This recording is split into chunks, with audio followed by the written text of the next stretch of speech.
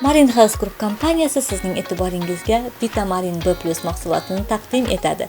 Yapon sohillarida yashovchi dengiz tipratikonlari mukammal muvozanatlangan vitaminlar, makro elementlar bilan mashhur bo'lib hamda yuqori regenerativ qobiliyatga egadir. Dengiz tipratikonlari to'qimalari ko'p miqdorda oziqa moddalarini o'z ichiga oladi.